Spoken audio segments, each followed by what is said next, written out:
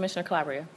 Thank you, Madam Chair. It sounds like you're maybe going to get to us to this in a little bit, but in the slide where you were showing how the aggregate expenses are slated to exceed the aggregate revenues, what would a libraries bond and or a parks bond, if passed, do to those numbers?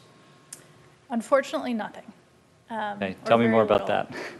So the library projects and park projects that are considered in the future are not included in the expenses on this slide because they've yet to be identified, or they're in the process of being identified.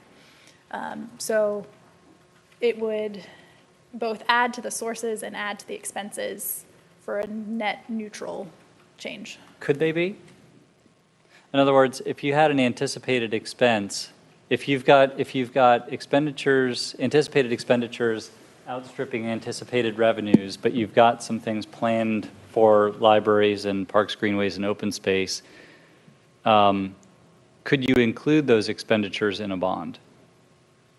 In other words, there's nothing obvious to me about, well, we were planning on it, so therefore it's disqualified. And to say that a different way, I guess, is the parks programs in that expense line are already fully covered by the 2018 bond.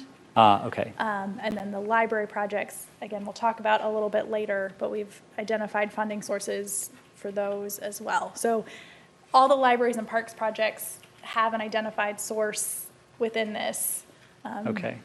And to me, it seems the unfortunate impression I'm getting on that is that when we back those out, because they're 100% funded, that really puts in starker contrast the deficit on everything else.